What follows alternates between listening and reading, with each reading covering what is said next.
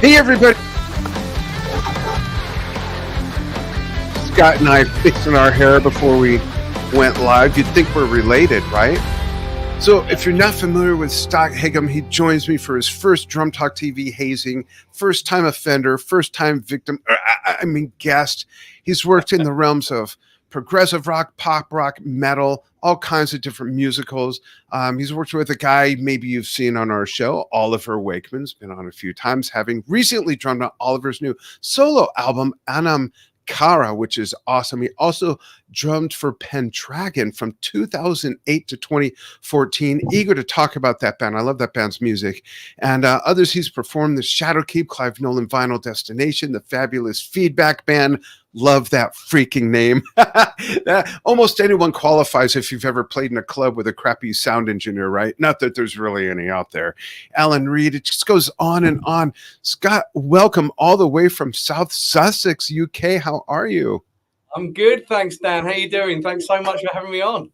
Doing well. Excited to have you and talk music, drumming, gear, and everything.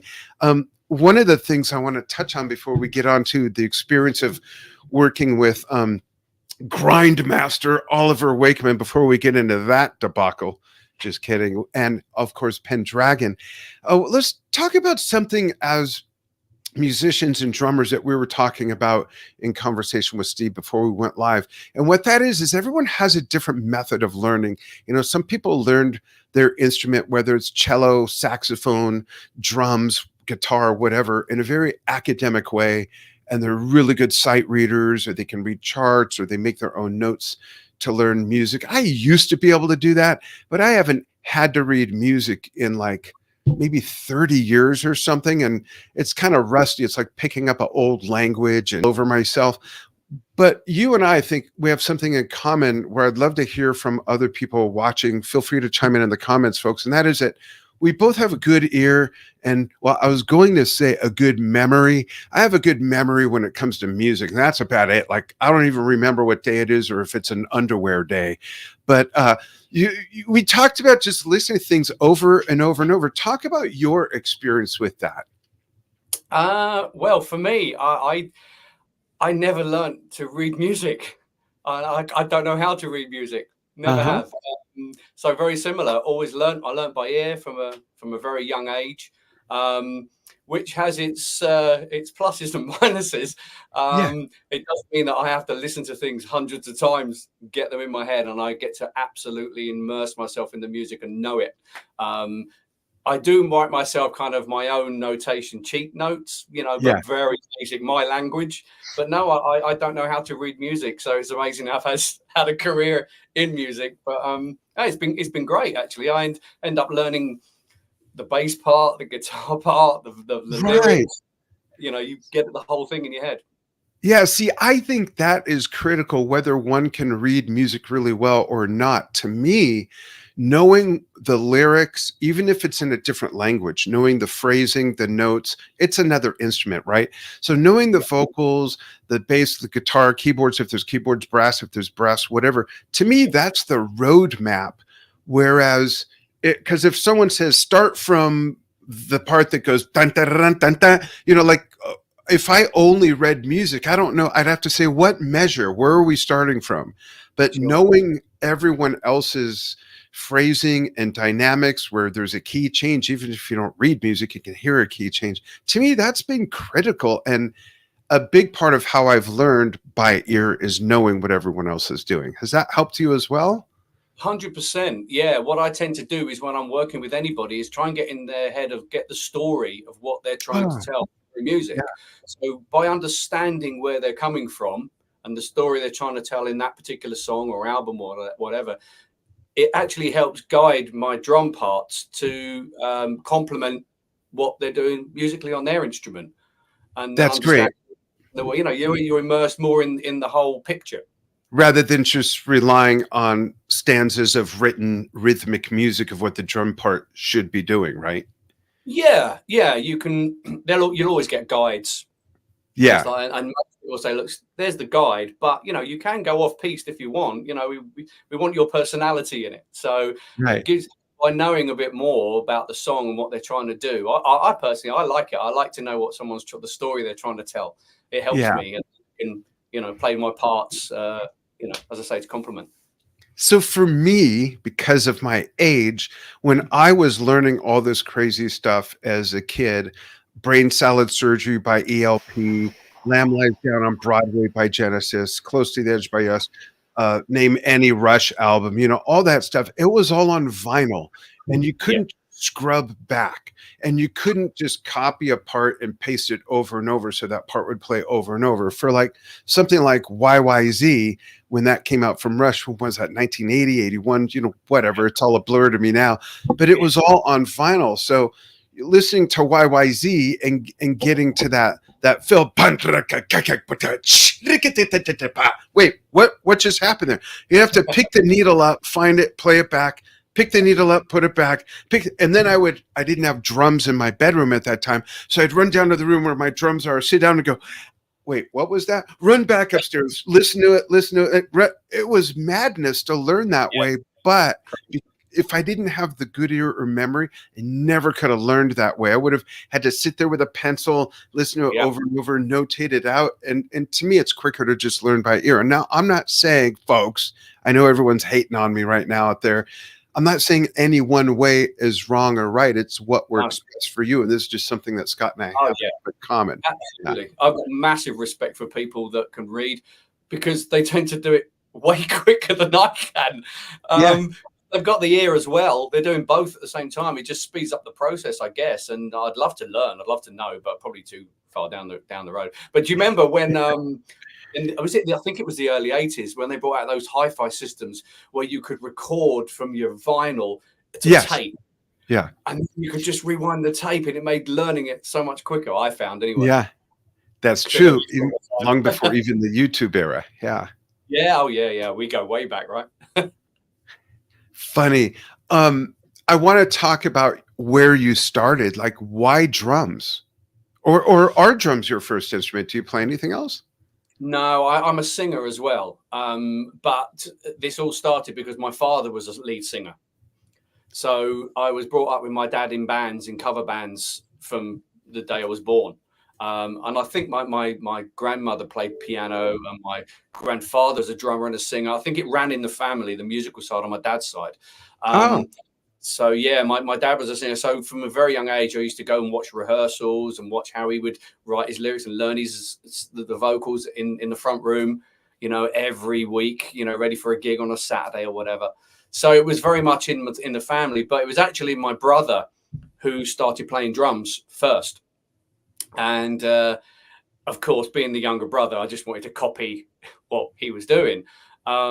So we didn't have drums or anything like that. We weren't blessed to have that situation. So it was literally a pair of sticks on the bed, set out your pillows as if it was a tom or a cymbal, put on your favorite album and drum along and try and work out what they're doing. It was an old school way of doing it. So it was my brother that got me into drums. Interesting. Hold on one second. Some of that cut out. Steve, give me a thumbs up if that was cutting out for you. I could see Steve in the monitor back in the background. Hopefully it's just on my end. Thanks for being patient, everybody, in case I'm cutting out. Am I cutting out, Scott, for you? Not for me, no. Okay, good. Okay. Maybe we're good and it's just on my end. Cool. That's interesting. So you had some musical family influence there. Who are some of your biggest influences as you started to listen to different music, and about what time period was that when you got into your first idols or whatever, people you wanted to emulate? Well, my father was obviously putting on all this stuff in the 70s. So it was Queen, it was ELO, Led Zeppelin, Rainbow, White Snake, Deep Purple, all the big guys, Journey, all this kind of stuff. So those kind of bands, I was massively influenced growing up. And then my brother is just such a huge music fan. He's one of those guys that's got about 3,000 albums, been to every tour and every concert of every band you've ever heard. He loves music so much.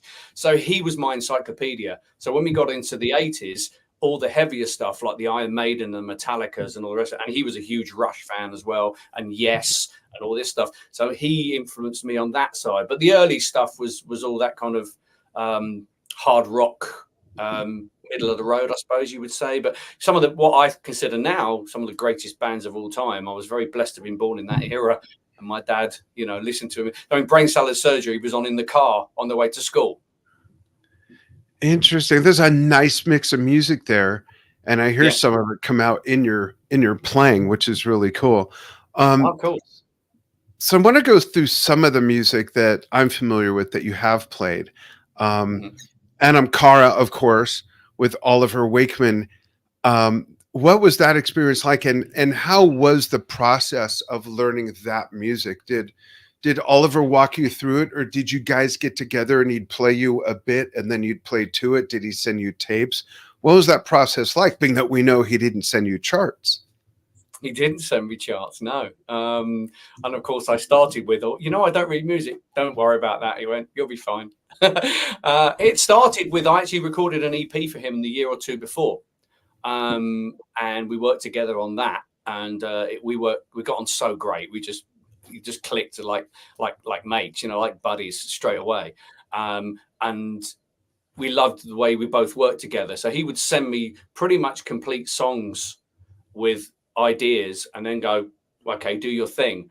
And literally it was back and forth. So what I do with this thing behind me is I write all the demos on this, and I can record them, send them over to the artist, whoever that may be. I sent this over to Oliver, and you know, he would go, yeah, love that, keep that. Oh, can you change this little bit? Have you got another idea for this? And so we could really quickly work together, go back and forth with this setup here.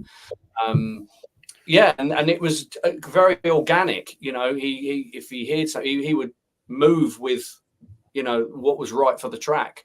So it was a really fun experience. Yeah. Interesting. And how long have you known Oliver? Did you already have quite a relationship before that, or was this a new experience?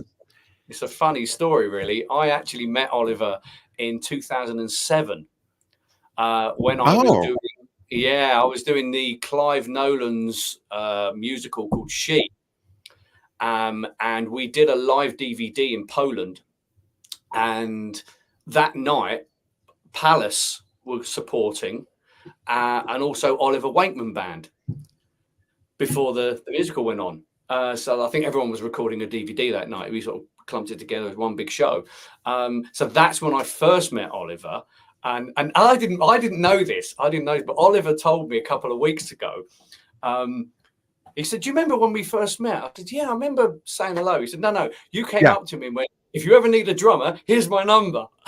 Oh, wow. And I don't remember that. I was obviously touting for business. He mentioned that. Yeah, and he was like, I kept your number, you know, and I heard what you were doing with Clive after all these years. And then literally, like, God, how many years has that been? 15 years, whatever. And he finally called. That's awesome. It's a great album too. Oh, thank you. Thank you. I honestly don't remember. This is embarrassing, but I don't remember Oliver's answer to this. Does he have plans to take that out on tour? I think at the time Steve and I interviewed him, he wanted to, he just wasn't sure when that might be. Yeah, we had one show lined up, headlining a festival here in the UK, which we did, I think it was a month ago now. Yeah, that sounds familiar.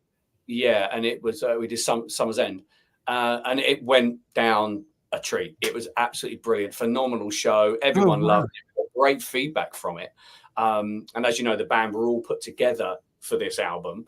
So it's the first time we'd met on the Friday, like you were saying before we went on about rehearsing. We at least had 2 days, Friday and Saturday rehearsing, Sunday night headlining the festival. So that was a bit, everyone was on tender hooks, but we all got on great. We smashed it. It was brilliant. So, of course, since then, everyone's like, okay, we need taking it on tour. And Oliver's like, well, I'd love to. So if we get the opportunity and somebody wants to do this and put this together, 100%, the band are ready, Oliver's ready, and, you know, we'll come and do it. Was that show filmed? No, I don't think it was. No. Okay. Not from what. Otherwise, No, it wasn't, because we had to put a video. We were doing a video, and we were asking, "Is there any footage?" And I don't think they did particularly. No, unfortunately. Maybe there's a way to put the word out to folks that attended that and kind of assemble something from audience shot clips or something. That'd be awesome. Yeah, or let's just go on tour and do a DVD. Funny. Like, I'll throw that out there, like it's really easy to do. So here's a question for you. Do you like, we talked again a little bit before we went live about, I told you about the thing I'll be doing in June, and there's one rehearsal of 4 hours. You had sort of a similar thing where you had just met the band. You guys had 2 days to rehearse. Do you like that sort of tightrope element? Or if it was up to you, would you rather have a month of rehearsal, or does it not matter? What's your take on that, Scott? It's interesting. I don't really mind either way. I tend to find it, in an ideal world, you'd have a nice lead up and it'd be nice and comfortable, lots of rehearsals and pre-production and all this stuff. In the real world, I usually get a call going, "Someone's dropped out. Are you free in a week's time?" All that stuff. I remember actually the first time when I played with Samson. Do you remember Samson? Yeah, absolutely. Yeah. I played with Samson, and I remember him calling me up, saying my drummer was due to land from Chicago and he hasn't turned up. And I was like, okay. And he said, "I've got a tour supporting Wishbone Ash. I said, "When's it start?" He went, "Tomorrow night." And I was like, okay. And literally, do you remember the old Walkmans? Do you remember them? Yeah. I got this tape. He goes, "And here's the material." And I was on the tour bus listening on the way up to the gig, learning the songs. Oh, wow. It was madness. So yeah, a lot of the time these things sometimes come up last minute. Sometimes you get a lead up. I'm easy, with whatever. Awesome. One of the many bands you've played with, that the little bit of samples I've done of some of the things I wasn't familiar with, I like, but Pendragon really interests me because to me, it's another one of those, I'm going to say, bands that is carrying the torch forward of really some classical elements of progressive rock from the 70s, but it doesn't sound dated. So like some of the stuff I listened to reminded me of older Marillion, Genesis from the 70s, older Yes.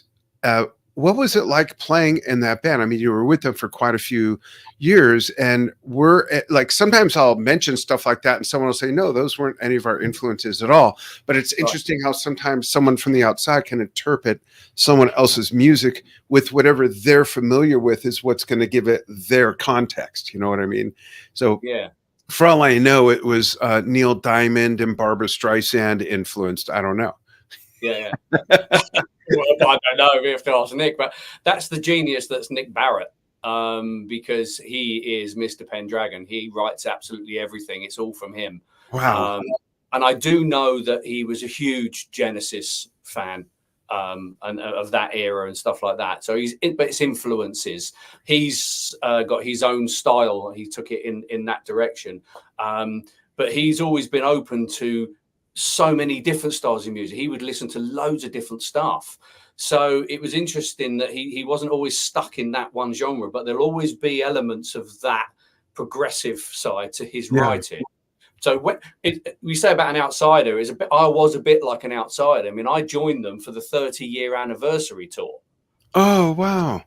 So they had a whole career before I turned up. Yeah. And of course, listening back to all that stuff, was very progressive and, Genesis-y and that 70s kind of sound, right? Yeah. But I, as you know, from some of my playing, I came from the rockier side of things. I'd done a lot of metal stuff, and it was a bit more, because we'll talk about this later, but I'm hugely influenced by Mike Portnoy and Dream Theater, right? He was a game changer for me, right, in '92. So my style kind of went more in that direction. And then when I joined Pendragon, literally luck would have it, Nick said, "This new album I'm doing has got this kind of rockier edge I want to put on it, called Pure." This album was called Pure. And we just went, "This is going to suit me down to the ground." So when I did Pure and I did Passion. And both of those albums had that more heavier, rockier elements to it. Not completely. It still had the progressive side as well. So what was brilliant about Pendragon was it had that rock side, but it had loads of emotion in the music as well, which I love playing. And people have said, you know, when they watch the DVD, I'm pull faces and I'm just lost in the music, just loving it, you know, whilst playing it. It's just an emotion thing for me. And that's what I loved about Pendragon. You know, the guys are fantastic guys, brilliant musicians, and the songwriting's phenomenal. It's a joy to play. That's awesome. You know, I love one of the things that's so reminiscent of older music is the long musical interludes and even the ones without drums. You know, it's just beautiful music, but it's got a lot of what I've heard has a little of everything. You've got your syncopation, you've got your high energy syncopation, it goes into 4, but then you've got your subtleties and just the real delicateness of it. It's like all over the place. But I don't mean that in a sloppy way, of course. I mean in a very artful way of composing music. Sure. And for all of that to come out of one guy is just like, you know, it really speaks a lot to sections and yeah, there's everything, right? Yeah, it's a drummer's dream. So how much did playing in musicals affect your playing, the way you play now, or what you bring to other projects? Did that affect your playing in a big way, or was it more of bringing what you were already doing to the musicals? Yeah, if anything, it taught me to water down 100%. That's the one thing that when I started working with Clive and he was like, okay, I know you can do all of this fancy stuff and all the rest of it. That's great. However, as a writer, I've got 40 other instruments on this thing. I've got 6 singers. There's a choir. There's an orchestra. There's a this or that. There's not going to be the space for all that. So I need you to think. In fact, his actual words were, "I need you to play more like Phil Collins." And of course, I'm thinking Lamb Lies, right, and all this stuff. Brand X, no. And he was like, "No, but. I want all the fills nice and simple, nice and big, nothing fast and technical and crazy." And so it was great because it taught me to literally he just wants me to sit in the pocket and complement the music. That's it. Yeah. So it was lovely to wear that hat and just play my part for that. And there was the odd moment where he would go, "Okay, you can go for it now, boy." You know. Oh, nice. I'd get 8 bars. Off you go. Now back in your box. So yeah, it was a good influence and a good learning process doing that with him. That's and we great. Still do them. He's writing another one, I believe. So yeah, that was what's great about doing the musical side of things. That's great. It's funny if someone were to say, do this bit like Phil Collins. Well, is that the Susu Studio Phil Collins or the Return of the Giant Hogweed Phil Collins? You know, exactly. It's funny. I know what he meant. Yeah, you know, it's so odd to me. Well, I guess not if I use my brain, but that's rare. But I do find it peculiar that there's so many music fans that don't know about Phil's like progressive background. They only know him for his pop solo career, if you will, you know, if it's fair to call it that.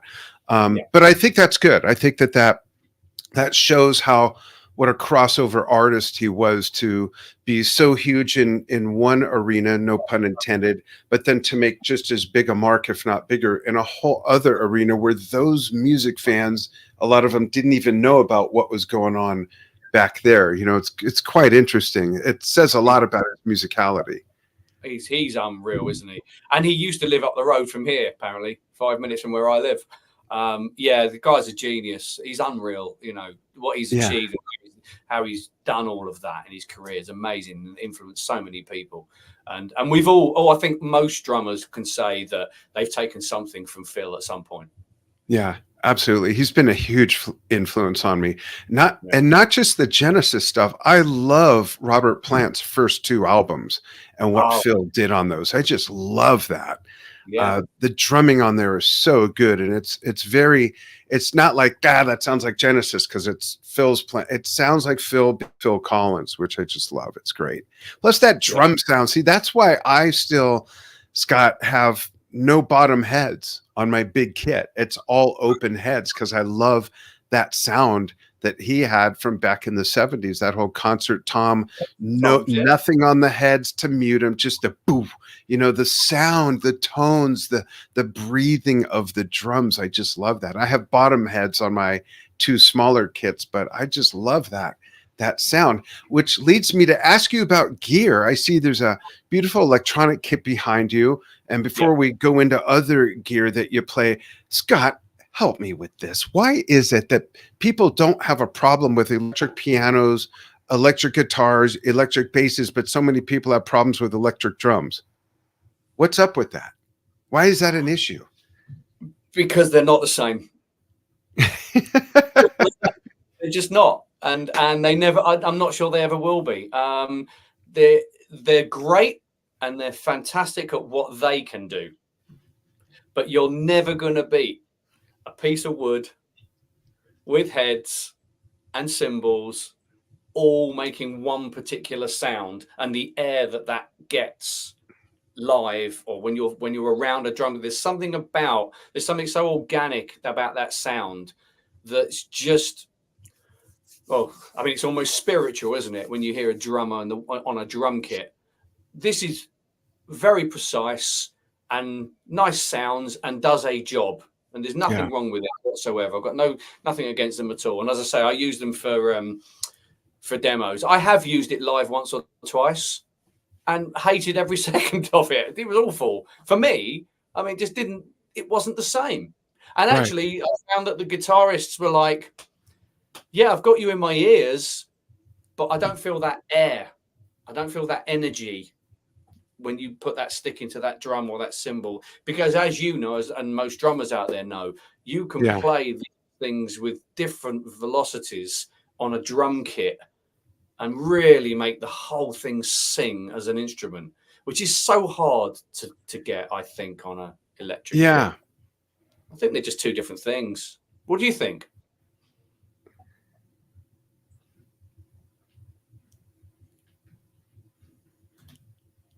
It's the volume cut out on my end. Yeah. What do you think about them? There he goes back. Yeah. Are we back? Nearly. Yeah. Oh, there we go. I'm back. Sorry. I was like probably frozen for a moment there and I lost audio for a second, but no, that's great. What I think as a drummer / percussionist, it is important to explore the different things that give us different sounds. And, for me personally, I play them differently too, just like as if I were to rearrange my kit differently or use different cymbals altogether. It makes you play differently, which gets me out of my not just comfort zone, but my very narrow lane. I have quite a narrow lane, or rather, I have two very narrow lanes, but they run really deep. And when I do something different, like tune my drums completely different or set them up differently, it makes me play completely differently, which makes your brain work, a little bit differently, which I think is good to do, Same thing with playing hand drums from time to time. I got djembes and doumbeks and whatnot, which make me think differently pattern wise, if you will. Funny you should say that. Oliver turned up one day to the studio when we were doing the album. He went, I bought a bunch of percussion with me. Would you mind? And he was throwing things at me I've never played or picked up in my life. I was playing a boron on this. The Irish boron. Yep. I'd like to apologize to all the boron players out there that do it professionally, because I was winging it big time. But I'll tell you, here's a funny story. He said, I bought some maracas. For a certain little piece. I said, okay, great. And he gave it to me, and I was recording this thing. I was doing the chimes. I was recording these things. He said, do you know where that comes from? I said, no idea. He went, that's from my dad's album, Journey to the Center of the Earth, 1972, was it? He went, yeah, he used it on the album. He gave it to me, and I'm sitting there holding this piece of history, playing this maraca. It's like, that's pretty cool. Some of those fun surprises that pop up when creating music, right? Yeah. I want to give a shout out to Bella. Let's see if I can get it to show on the screen. Hi, Bella. Oh, it's not popping up. At least I don't see it. Bella Lagrisi says, hi, Scott and Dan. There it is. And it might come up 3 or 4 times because I'm pressing the button. Click, click, click, click, click. Steve has been chiming in. Sorry that I missed those, Steve, during those conversations that we were having. If we rewind a bit, Scott, to when we were talking about the show that you guys did with Oliver, Steve is asking how much of the material of that album was played during that festival show.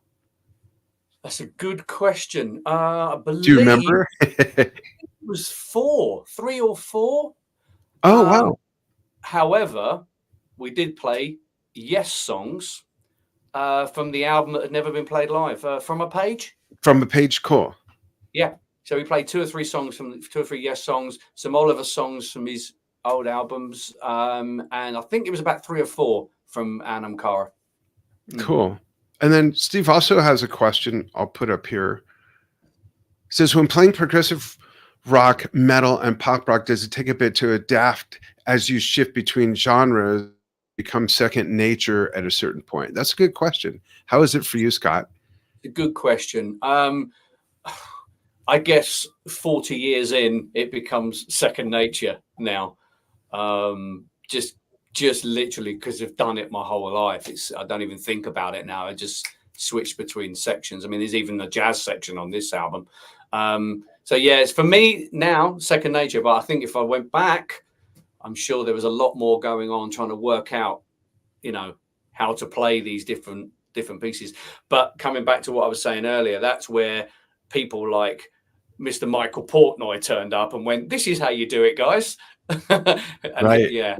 Thanks to people like him, he managed to marry these two and show us how to do it. That's great. So now this leads up to the Scott Higham Fun Fact segment. And what I want to ask you, Scott, is, you stay pretty busy as a musician. You have for years. But when you're away from the studio, when you're away from the stage, when you're away from just rehearsing, what is something that you like to do to spend your time doing other than, and you can't use the answer spend time with my family, only because if you have family, of course that's something you like to do, but is there something you like to do that's your thing outside of music? I'm not allowed to say kids and family. I'm not allowed that, am I? Okay. My thing, I love going I go to the gym quite a lot. I like to work out and keep fit and healthy because I'm not getting any younger.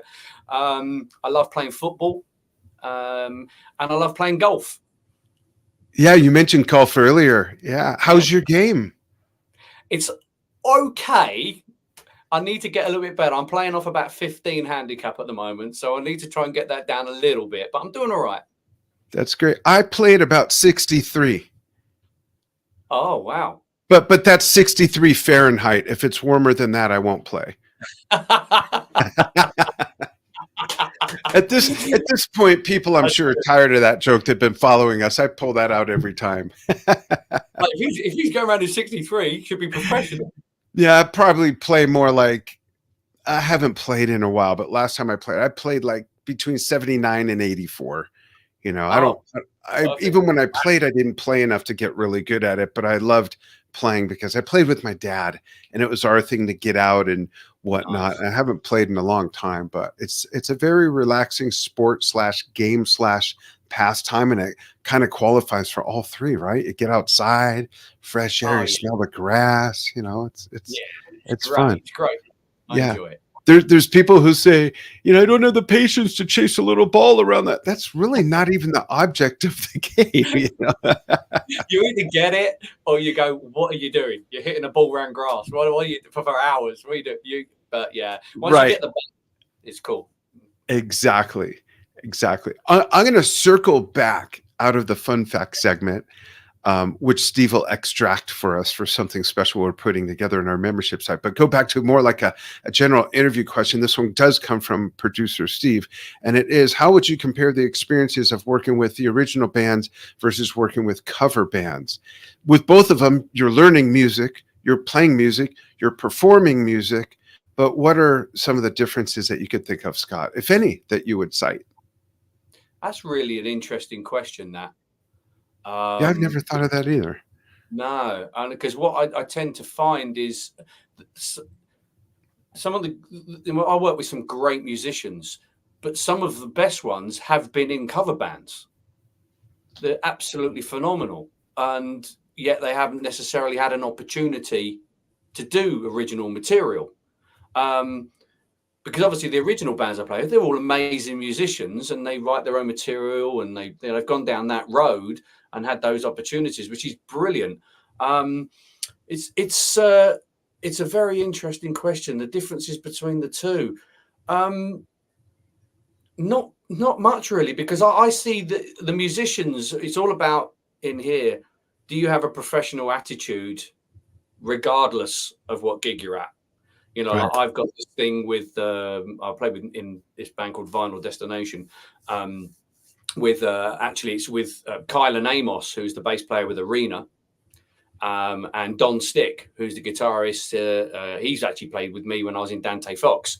Both of them are phenomenal musicians, and we always go to any gig and we go, okay, this is our Wembley Stadium. Every gig is our Wembley Stadium. This could be your last gig, make it your Wembley. So if you have that, and I think a lot of original material artists have that, every gig is the best you can possibly be, 100%, give it everything you got. So I think it's a mindset, regardless if you're playing a pub, a club, a wedding, a function, or a stadium, or you're on tour. If you get that right, be the best you can be. That's all you can ask for. I love that. That's a great answer. Scott, I want to thank you so much for being out with me. We'll do this again. You're welcome to keep us up to date and come on anytime to talk about what you're doing, what you're working on. So much. Anything at all. And when you come to the States, we'll have to somehow get together. Hopefully you'll come at least to the left half of the country. And I'm not speaking politically, people. I mean geographically, the left half. Every other political half is welcome here on Drum Talk TV. And folks, thank you for following what we do. Scott, stay on the line with me for just a moment after we say goodbye. Folks, you can follow us on Facebook.com/DrumTalkTV, Drum Talk TV at YouTube, on Instagram, on Vimeo, and our new membership site. Check it out at www.drumtalktvbrilliance.com. And our mothership site is in the middle of getting a makeover, drumtalktv.com. as well. I'm sure I left a few things out, but thanks so much for joining Scott and myself to talk music and prog and metal and musicals and golf. Thanks, everybody. We will be back soon with more.